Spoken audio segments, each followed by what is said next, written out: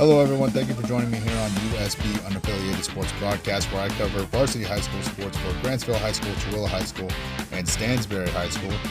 Shifting our focus to basketball as that time has arrived. So thank you for listening. I hope you enjoy the show. Please head over and like the Instagram page, follow it. That's where I put all the stats and updates and all the graphics to recognize these players. And be sure to get out there and support these local athletes. Thank you and enjoy the show.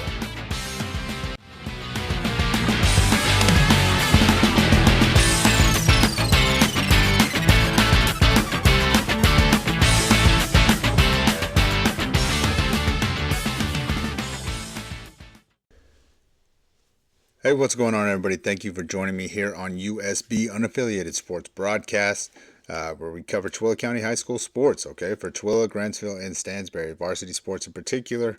This is the basketball time frame, so that's what we're covering today. Today we got the game day. We got two games today, but we're also going to go back and we're going to cover the games from last night. I'll try to do them in the same order that I kind of posted them in, just because I like to keep that kind of consistency. I don't know if anybody else cares, but for whatever reason, to me, it makes sense. So I hope you're having a great day. Like I said, we got two games today, and we have 4 games to cover from last night.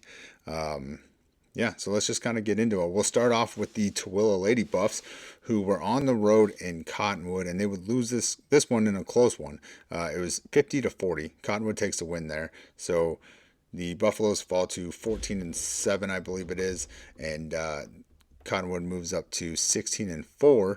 Now, I started looking at the stats for this game, right, and it looked like it was a really good game and very close. I mean, 9-8 in the first quarter, 15-16 in the second, 16-15 in the third, and then 10-5 in the fourth, right? So when I looked at that, I was like, I think I'm going to go back and I'm going to watch this game, and I'm glad I did because it was a really good game, really. And so, like, I took some notes from the playback, and this is kind of what I saw. You know, in the first quarter, I think Cottonwood went full court defense right out the gate, and Tooele followed suit, looking to keep that tempo going. The defensive pressure from both teams was tight early on, leading to bad passes, creating opportunities for both teams.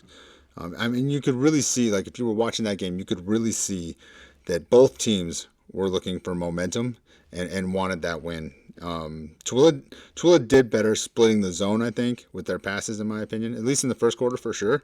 But they did a really good job splitting that. Hallie Hogan was definitely looking to assert herself early and often. She played a great game. We'll get into it in the stats here in just a second, but you could tell from the get-go she was extremely interested in asserting herself into the game and making sure that, you know, she was a factor. In the second quarter, you know, the one dribble shot from Hallie, she does this move where she dribbles out to the left, one dribble off, creates herself some space, makes a good shot. She does a good job with that. That was something I saw, and I was just like, man, that was smooth, and it looked really sharp. Again, Tooele continued doing good, splitting the zone and creating good looks, in my opinion. They did a really good job there. Camilla Laura with 3 offensive rebounds in one series. I mean, she's a beast. She's a beast inside. She really is. She does a phenomenal job creating extra opportunities for her team and battling down low. She does phenomenal. They were playing her at the top, though, on their zone press, and that's something that I've identified before. Though I think she's improved, right? I think her lateral movement has definitely improved as the season has gone on. I still don't necessarily know that I like her being up there because, again, she's very valuable to Tooele on the inside, in my opinion. And when she's playing up top, if they break that press, you know, I personally feel like it created opportunities for Cottonwood down low that I think she's better suited to defend down there. And that's not to say that she does a bad job up top. I'm not saying that at all. What I'm saying is her value on that team, you know, that down low presence that she has, I think if you don't get the steal or the bad pass off of that full court press especially, you end up with a mismatch down low. And I think Cottonwood took advantage of that a couple times in this game, especially in that second quarter, going into half is when I really kind of noticed it. So again, please don't take it as I'm trying to say that she did a bad job by any means. She definitely didn't. I just don't know that that's where, if I'm looking at it and her strengths, in my opinion, I don't know that that's where I'm looking to have her on defense. especially when you're facing a team that has pretty decent size down low as well. So just a little thing that I saw. And again, I wouldn't say that it was detrimental to the team by any means. I do feel like it created a few opportunities for Cottonwood that they may not have had she been down low playing. But either way, please don't take it as I'm saying she did bad. She definitely did not do bad. She played great defense up top. I just think that decision kind of just hurt them a little bit there. Like I said, especially in the second quarter going into half. But I got to say this about the refs. Okay, if you're going to let these players dive into each other like it's a fumble in a tie game in the Super Bowl, and there's just like bodies flying all over the court, and then you're just going to go with the easy call and say it's a jump ball, then stop calling these soft, off ball, not relevant to the play fouls. If you're going to allow that kind of stuff, if you're going to create that chaotic atmosphere, that chaotic intensity, you don't get to come back and try to make up with it for some soft fouls and then completely change the momentum of the game. That was neither team's fault. It was pretty even, I think. I didn't see anything that was too crazy, like one-sided in terms of like calls being made, but it boils back to like I said, you can't create the atmosphere and then try to make up for it with some petty stuff. That's how it felt to me, because that's the one thing, the biggest difference in my opinion between watching like a men's game and a girls game is just the amount of jump ball calls. Like, guys, I can't just dive into the people. Like, I'm pretty sure that's a loose ball foul still, right? Like, maybe I'm wrong. Maybe that's where I'm wrong. But I'm pretty sure that's a loose ball foul 9 times out of 10. I'm sure there's probably situations where it's not, but I think 9 times out of 10, like, I can't shoulder check somebody and then just dive in for the ball, can I? Maybe I can. Maybe that's where I'm wrong. I could be completely wrong, but all I know is this, is if you watch a boys game and then you go watch a girls game, you're going to see about 1,600 jump balls called versus fouls. And so that's what I'm getting at. Like, the atmosphere is created, and then they just try to make up for it with these soft calls, and then they wonder why the players are confused by it. I'd be confused too. But either way, both Tooele and Cottonwood went into half tied 24-24. In the third quarter, Tooele continued with great ball movement to open up threes, especially. Like I said, they did a good job passing through the zone defense from Cottonwood, and they did a really good job. They did a really good job.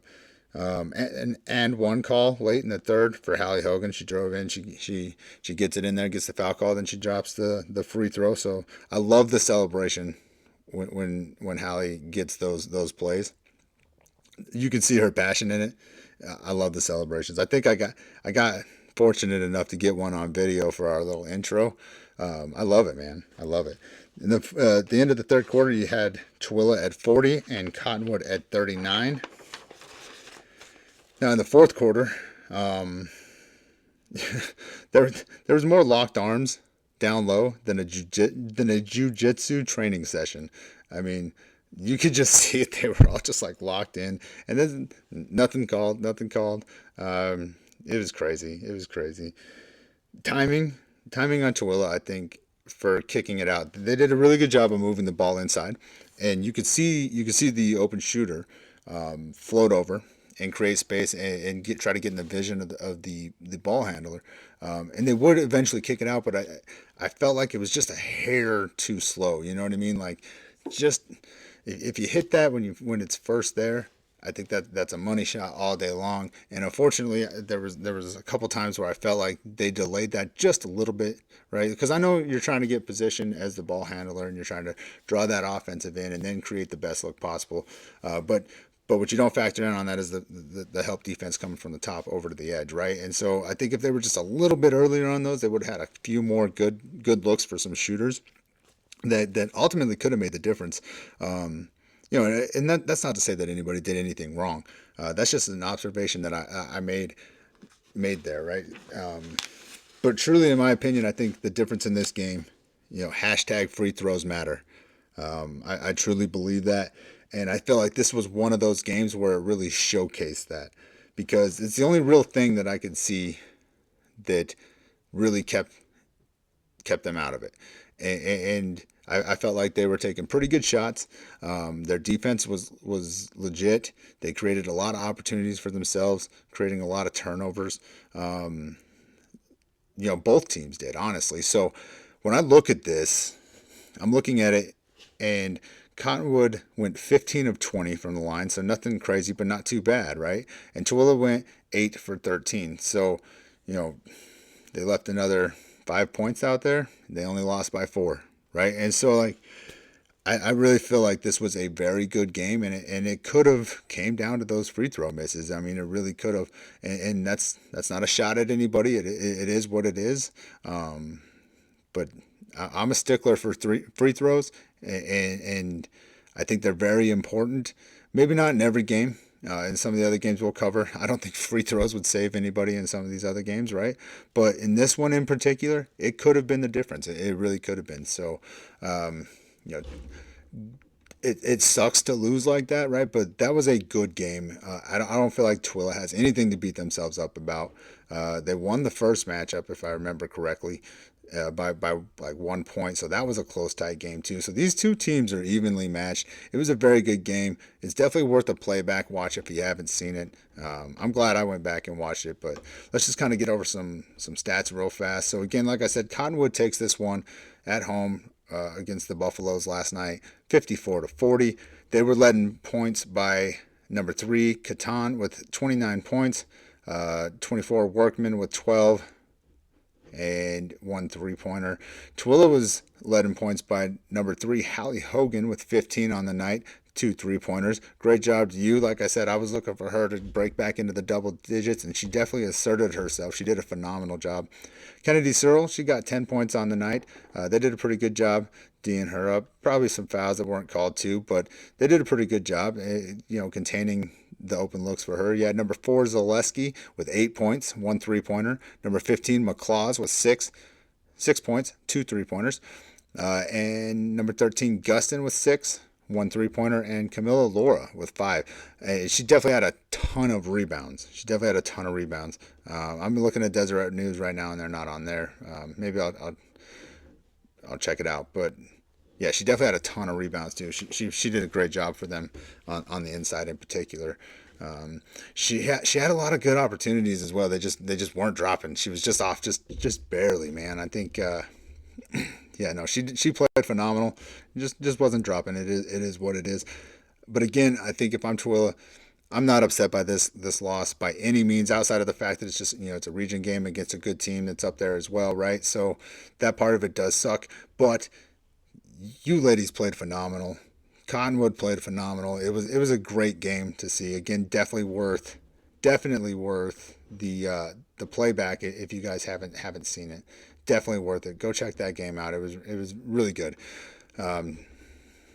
So let's see. The Lady Buffs will look to bounce back on Tuesday, February 4th, at home against Murray. So we'll obviously cover that one when it gets closer to that. But nonetheless, great job, ladies. Great job. That was a phenomenal game to watch. It was great. I realize I say phenomenal a lot. I don't know. I'm gonna have to find a new word. Guess I'll have to read something. But no, seriously, good job. Good job. Like, yeah, you lost, but I don't feel like you guys played bad at all, and you definitely should not beat yourself up. So that covers the Tooele ladies from last night. And so now we will get into the second game on our recap here, which we had the 20-1 now, and the 14-7 now. We had Granstville at home against the South Summit Wildcats. Granstville would take this one in dominant fashion, 71-27. They outscored. I got to do some math here, and I'm not quick with it like that.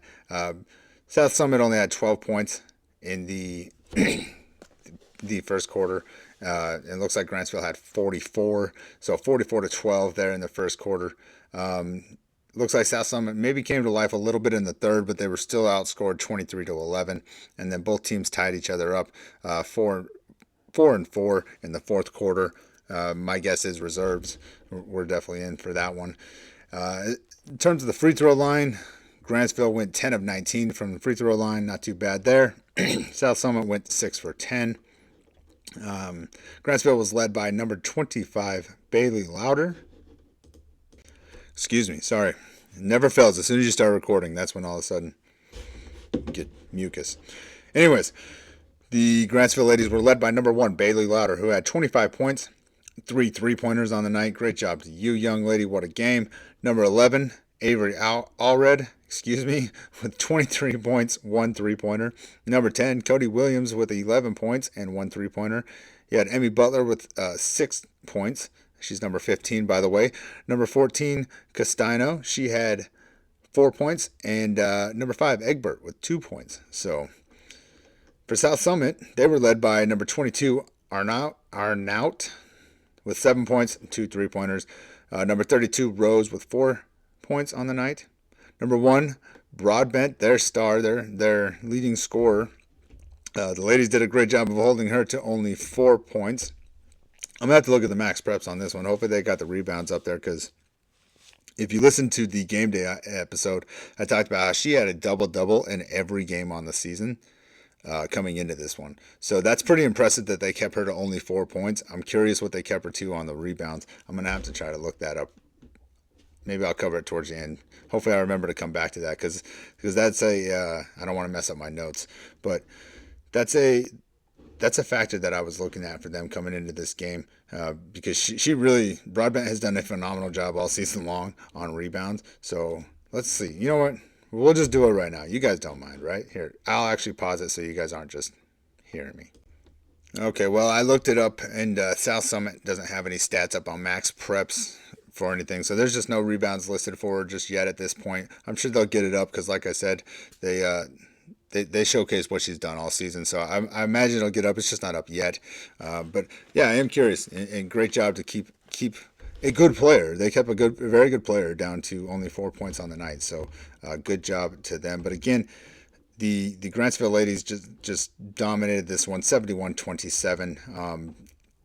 It was worse for the Wildcats in this one than their last game, and maybe that's the road effect, right? South Summit had to come out on the road and play Granstville at home, and usually for the ladies, in particular, the crowd atmosphere is pretty good, so maybe that played a factor. Maybe it was a little bit intimidating. I don't know, but a 25-6 first quarter, that's tough to come back from, for sure. And then you follow that up with a 19-6, definitely a tough first half for the Wildcats, and yeah, I don't know. So Granstville moves to 20-1 on the season. South Summit falls to 14-7. The next matchup for the ladies, let's get down and look at that real fast, will be at home again on February 4th against Ben Lomond. So that should be the last home game for the ladies. So if you haven't got over there to check out a game, you should definitely get over there and do that. That'll be Tuesday, February 4th, against Ben Lomond. So good luck. We'll cover that one obviously next week as we get closer to that. But great job, ladies. Way to dominate and just continue it and finish out strong. And then we look forward to the postseason. So that'll clear up the regular season. So after the 6th. So good job, ladies. Good job. All right. Now for the next game, we had the Stansbury Stallions men on the road against the Murray Spartans.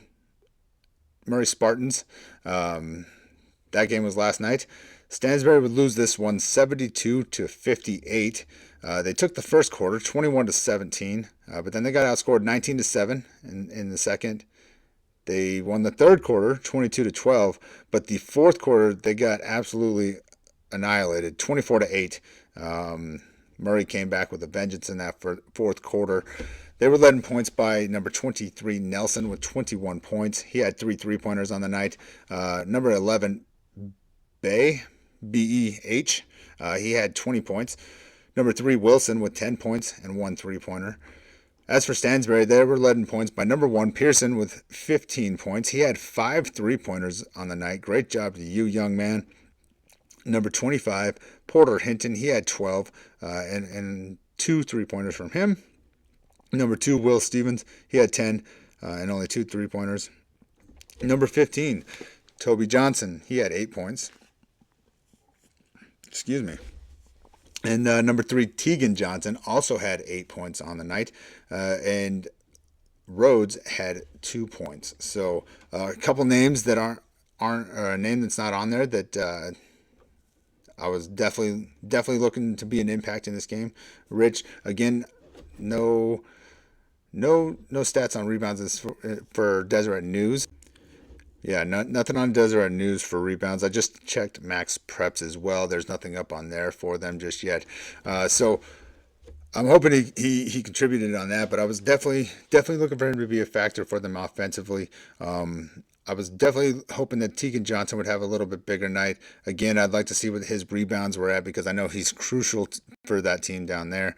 But Murray had 2 players score 20 points. That's tough. I think outside of that second quarter, 19-7. That's pretty tough. But they really bounced back from that in the third quarter. I don't know what happened in the fourth.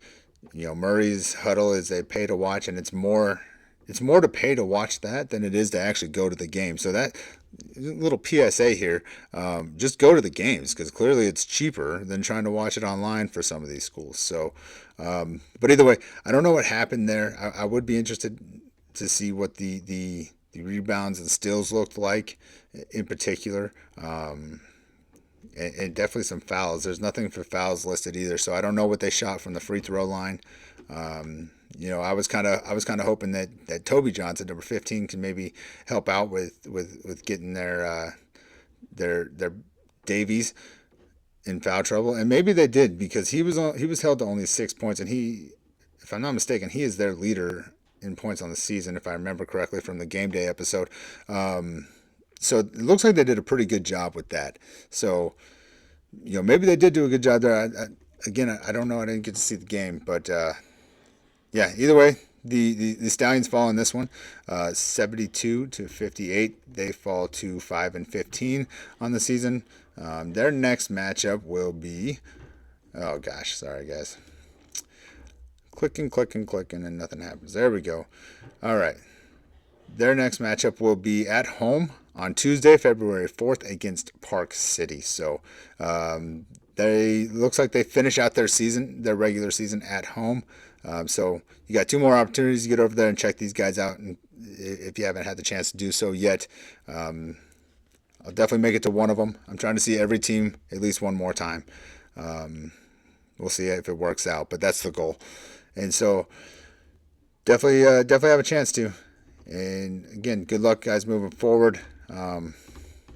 That's tough. That's tough. So, good luck, Stansbury, and we will move on to the next game, which is also Stansbury, but it is the women's game, which I actually played before. So I think I maybe got these two backwards. My bad. But the Stansbury ladies were also on the road in Murray, where they took on the Spartans. They would lose this one 66-44. Let's see, in the first quarter, 18-12, Murray on top. 11-22, that's pretty tough. Murray scores that one. So it looks like they went in 40? 23-40 and a half. And then Murray came out and won the third quarter 14-4. Now Stansbury dug back in and they won the fourth quarter 17-12, but obviously after the second and third quarter, just not enough to really dig back out all the way. Murray went 12 of 22 from the line. Meanwhile, the Stallions went 6 of 18. Obviously not, those 12 points weren't going to make up the difference. But again, free throws matter, and that could have kept them a little bit closer in the fight a little bit. For Murray, they were led in points by number 30, Sherbel. She had 18 points. Number 35, Richter with 16. Number 13, Allen with 13 and 3 3-pointers. Number 10, Forsyth with 11 and 2 3-pointers for her. The only person with rebounds listed was number 42, Tawalawi. Number 42, she had 17 rebounds listed, so that's pretty impressive. As for the Stallions, they were led in points by number 21, Hansen. She had 10 points on the night. Number 12, McGee with 6 and 2 3-pointers. Number 15, Male with 6 points. Number 0, Larson with 6 points as well. 2 3-pointers from her. Number 14, Kennedy with 5. Number 2, Lambert with 4. Number 41, Lufkin with 2. Number 13, Jacobson with 2. Number 44, Fanua, 2 points, and number 33, Meldrum with 1. So a lot of bench play for the ladies there. It's good to see points spread around, but again, at the end of the day, just wasn't enough. I mean, Murray had some people with some pretty good games, so can't really fight too hard against that. But again, free throws super important. I'd like to see the steals. That would just to see what the turnover ratio is really like. Maybe that was a factor. But either way, Murray wins this one 66-44. Stallions fall to 8-12, and their next matchup will be at home against Park City. So obviously, they do the whole same site, same night type thing, and it's pretty cool. Just not sure what the times are at this moment. So good luck, ladies. Dig back in, keep fighting. You guys played well in that fourth quarter for sure. So build off that, and best of luck moving into your next game. And that should cover up our game day, or our recap coverage, and we can transition now into the game day. So what do we got today? The first game we're going to cover, we'll get into the Granstville Cowboys at home tonight against the South Summit Wildcats. Now the Cowboys are 10-10 on the season, while the Wildcats are 16-4. Let's see here. Team scoring averages. Granstville usually scores better in the first quarter than South Summit. Looks like they score better, period. Oh, no, excuse me, I've got that backwards. South Summit scores better, period. It looks like they score, on average, about 66 points per game to Granstville's 60. So not too crazy there. Definitely not too crazy. Let's see, points per game. Yeah, so like I said, South Summit sitting at 66. Granstville sitting at 56.5 according to Max Preps. Rebounds per game, South Summit is sitting at 33 per game to Gransville's 25. For assists per game, Gransville's got 9.6. And South Summit sitting at 21. That's quite the difference there. Steals per game, Gransville's got 9.9, so just under 10. To South Summit's 8, and both of them are pretty close on blocks, with Gransville averaging 3 blocks a game to South Summit's 4. So in terms of your team leaders for each team in points, you got for Gransville number 2, Bryson Roberts. He's averaging 19.5 points per game. They've got number 5, Logan Wolstenholm, with averaging 27 per game. So definitely going to have to keep an eye on that guy. Rebounds per game for Gransville, you got number 11, Dresden Jensen. He's averaging 6.6 points per game. Number 5, Logan Wolstenholm is their leading rebounder with 12.6. Assists, you got for Gransville, Bryson Roberts. He's sitting at about 4.5 assists per game.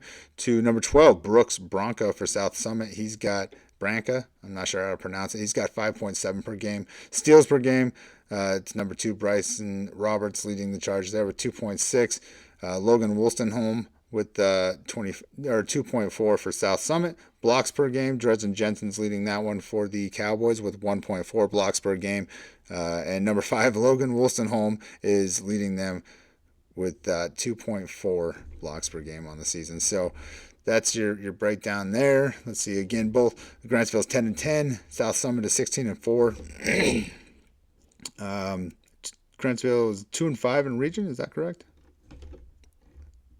Yeah, I think so. I don't know. Let's see. Gransville is better at home than they are away, so they got that going for them. But South Summit doesn't appear to be too bad on the road. They're sitting at 5-1. So definitely not bad on the road for either one of those guys. It's gonna let's look at some stats real fast for some other players real quick. Okay, so like we've already kind of highlighted, number 5, Wolstenholm, he's got 542 points on the season, and he's got 251 rebounds to go along with that, and 48 blocks listed. Let's see if it says what he is listed at height-wise, because I'm not sure. So according to Max Preps, he's 6'5", so definitely pretty good height there. It makes a lot of sense. Makes a lot of sense for sure. So number 1, oh my goodness, Oscathorpe. He's got 229 points on the season, 88 rebounds, 25 steals. So he's pretty good there. 46 assists. Number 35, Harris. He's got 155 points, 66 assists. Let's see if we can. They don't have all their stats listed, so it is what it is. Yeah. So Those are some leaders for South Summit. So definitely got to keep an eye on number 5. I mean, 6'5". I don't think you should really lose him. So we'll definitely see about that. As for Granstville, they're led in points by number 2, Bryson Roberts. He's got 331 points on the season, 75 rebounds, 77 assists, 44 steals, and 3 blocks of his. He's followed up by number 24, Dennis Castano, with 129 points on the season, 75 rebounds, 31 assists, and 44 steals as well. Those two collect quite a bit of steals for their team. They do a phenomenal job working in duo like that. That's pretty good. He's got 2 blocks as well. I think he might have a few more than that, personally, because I feel like he had 2, maybe 3 blocks in one game that I watched. But I understand that's a hard stat to kind of keep track of in those bang-bang plays especially, right? Number 11, Dresden Jensen. He's got 128 points on the season, 113 rebounds. He leads the Cowboys in rebounding. He's got 10 steals, 24 blocks. I think he's leading in blocks too. Yep, 24 blocks. He leads the team in that category. Let's see. Cam Killian, number 10, Cam Killian. He's got 84 points on the season, 16 rebounds, 14 steals, and 3 blocks a hit for him. Number 20, Peyton Thornton, who had a big game, or at least a big first half, I should say, because Granstville didn't really play very well throughout the rest of that game. But he had a huge first quarter in their last one. He's got 75 points on the season. This is all according to Max Preps, guys, so if this is wrong at all, I do apologize.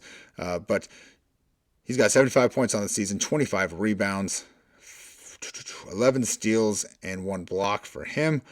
Let's see. Number 34, Mike Troxel. He's got 73 points on the season, 32 rebounds, 5 steals, and 4 blocks. Is that what that says? Yep, 4 blocks. Number 22, Kelton Bird. Colton, my bad, dude. I know who you are. That's terrible. I'm sorry. Number 22, Kelton Bird, with 62 points on the season thus far. He's got 53 rebounds. He does really good for him down there. 14 steals and 6 blocks. So definitely doing his thing there. Number 3, Jordan Fossen. My favorite off the bench player, I think, for Granstville, just because of his defense. I mean, the next kid I'm going to talk about is a big favorite of mine too, because of what he contributes for momentum. But overall defense, I think Jordan Fossen, coming off the bench, plays a phenomenal game for his team, and he hasn't quite got the offensive part to where he's looking to get, I'm sure. He's definitely still struggled there just a little bit. He's had some good looks and just maybe kind of rushed him a little bit, or I don't want to say that he rushed him, but they just weren't dropping. He hasn't quite got that figured out yet, and I think that's good. The more reps he gets, obviously, the better he's going to get with that. He's got a nice like mid-range shot right there by the free throw line. He'll just pop up and take that. Very solid, very solid. But he creates a lot of fast break opportunities for himself too because of his defense. So he's got 55 points on the season. He's sitting at 23 rebounds, 23 steals. Right, so he's 3rd in steals for the team coming off the bench. That's super impressive, and 2 blocks, which equally impressive because he's not the tallest guy. But he's definitely got hustle. Right, number 1, Cole Sparks. He comes off the bench and provides very well from the perimeter for Granstville, and I would argue his defense has gotten a lot better as the season has gone on. It's definitely gotten more disciplined. He's not as sporadic running around. So his defense has definitely improved on the season, but his 3-point shooting coming off the bench has really created some pretty good momentum, in my opinion, for Granstville. He's done great. 53 points for him on the season. He's got 8 rebounds, 11 steals, and 2 blocks, which is equally impressive because he's not the tallest guy either. So good job. Yeah, so I don't know. That's where we're going to. Let's see, your leading rebounders, Dresden Jensen, Bryson Roberts, Dennis Castano, and Kelton Bird, and Mike Troxel. Jackson Kell has 28. He hasn't been playing much, so I'm not sure what's going on with him. Peyton Thornton at 25. Maddox Zimmer, he hasn't been playing much either. He's a freshman though, so like I understand. Get him in when you can. I guess he's got 18 on the season. Yeah, we'll see. I'm definitely looking for Tooele to have a bounce back. Or excuse me. Good night. Good night. I'm definitely looking for Granstville to have a bounce back game on this one, just because I don't feel like they played their normal game against Morgan. That's not the Granstville team that you're accustomed to seeing. Something was definitely off that night, so I'm definitely looking for them to be refocused and come out there and work together as a team and just bounce back from that, because that was a tough one. That was a tough one for sure. And again, it's not who they are by any means. That is not the game that you're accustomed to seeing from those guys. So I'm definitely looking for a bounce back game for them in this one.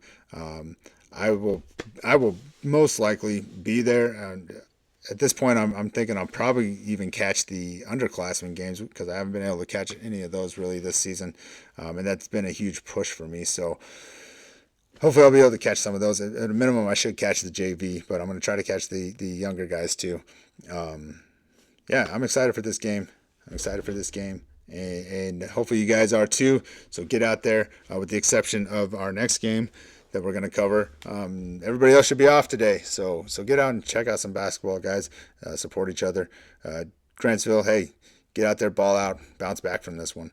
So good luck, gentlemen, and most likely I will see you all this evening. Good job on the season thus far. Let's keep it going. It ain't over. We still got things to do. So keep it up, for sure. All right, now we've got the second game in our game day coverage. We have the Tooele Buffaloes on the road against Cottonwood Colts. So the 2-18 Tooele Buffaloes will face the 14-7 Cottonwood Colts. Listen, I'm just going to start off by saying this, guys. You got nothing to lose. You got absolutely nothing to lose. So you know what you can do? You can disrupt other people, right? You can disrupt the play of other people. Go out there, ball out, guys. Have fun. Finish out strong. You got nothing to lose. 2-18 on the season hasn't gone great. It is what it is, right? There's no sense in dwelling on that. Go out there and ball out. Seriously, you guys got some serious ballers on your team. Go out there and have some fun. Just have fun with it, because you got nothing to lose. It is what it is, right? Points per game, Tooele averages 51 points per game. Cottonwood averages 66. Rebounds, Tooele averages 24. Cottonwood sitting at 27. Assists per game, Tooele's got 10.8 assists per game to Cottonwood 16.5. Steals per game, Tooele is sitting at 6. Cottonwood at 7, so pretty close there for both those teams. Now here's a big difference. Blocks per game, 1.6 for Tooele versus the 5.2 for Cottonwood. So yeah, I don't know. Points per game, your leader for Tooele is number 24, Crew Lewis, 15.3 is what's listed on Max Preps, but I feel like that might be a little bit higher if you look at Deseret News. Points per game for Cottonwood, you got number 4, John Rosevere, 18.7 points per game for him. Rebounds per game, you got 6.9 from Grady Simons, number 1 for Tooele. I don't know if he's playing. I know he was out from the Stansbury game. I don't know if he's back yet. So hopefully he is. He does great things for him. He provides a lot of energy for him, especially on the inside. He's not the tallest guy on the court, but he definitely plays like he is. So hopefully he's back and he can contribute there. For Cottonwood, you got number 5, Bo Smith, 5.8 rebounds per game for him. Your assist leader for Tooele is number 10, Weston Hogan at 3.2. But again, I think he's still out too. So hopefully he's doing okay. I'm not sure if he's going to make it back. It looked like it was a pretty gnarly injury for him, so I wouldn't be surprised if he's not back, but I also know that he's a competitor, so I wouldn't be surprised if he is back. Assists per game for Cottonwood, number 11, Luke Park, he's sitting at 8.7. Steals per game for Cottonwood, they got Luke Park again at 1.3 per game, and for Tooele, it's listed at number 2, Mason Heap at 1.8. Again, all these stats are on Max Preps, guys, so if these are a little off, don't be mad at me. I'm not the one who submits the stats. Blocks per game, you got number 32, Luca Cizez, 3.4 for Cottonwood. As for Tooele, it's number 10 Weston Hogan at 0.8. So nothing crazy there, nothing crazy there. But yeah, no, seriously, you guys, you got nothing to lose, nothing to lose at all. So go out there and ball out, and just have fun with it.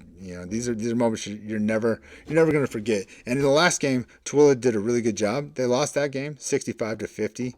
But they did a pretty good job. They did a pretty good job in that last game, and I don't think it's anything they should be upset about. They had 17 from Mason Heap, 12 from Simons, 11 from Weston Hogan, only 5 from Crew Lewis. So that's obviously, if they still got the injuries, that's probably going to change. But he's going to have a big night for him. And Jackson Mather gave him 5 in the last game. Yeah, and Mason Heap seems to have found his 3-point shot again.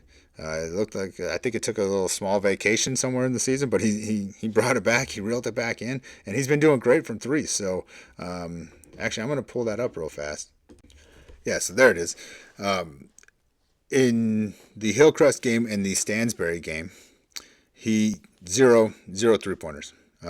He only scored 4 points in those 2 games combined. In the last 2 games, he's hit 12 3-pointers for 36 points.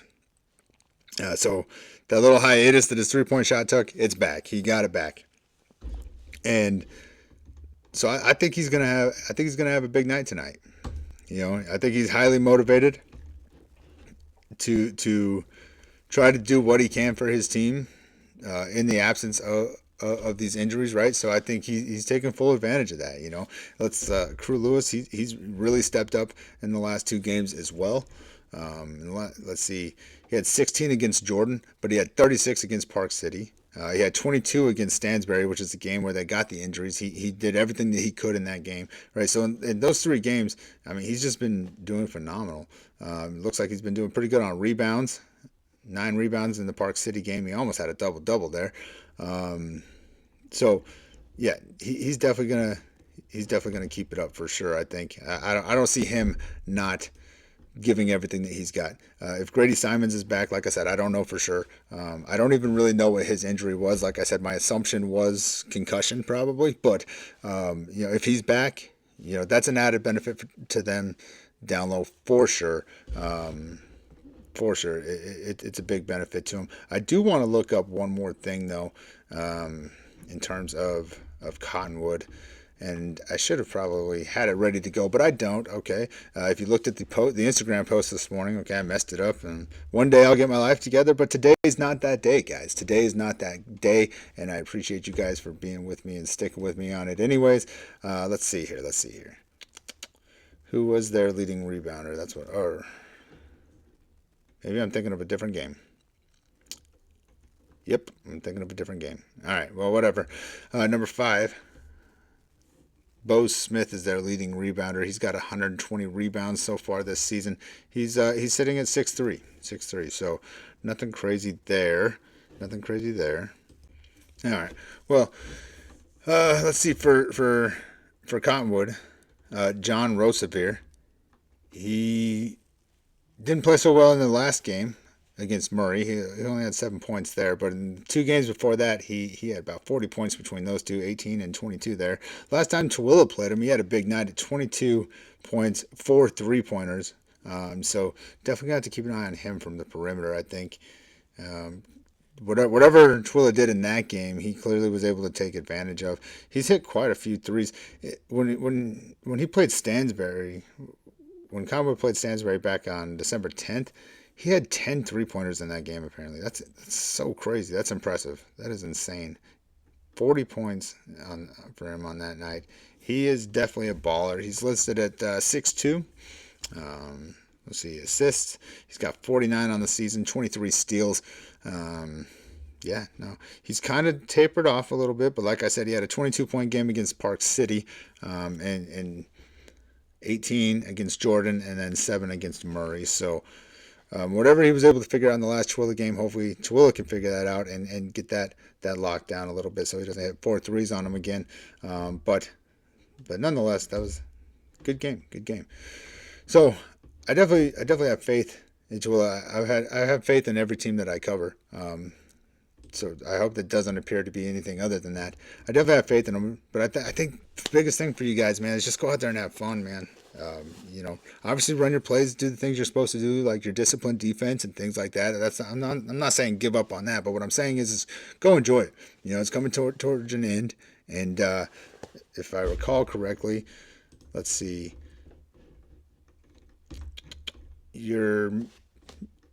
most of your lineup is seniors, right? So for you guys, like, this is the end of the road almost, right? Like you're getting towards the tail end of the season.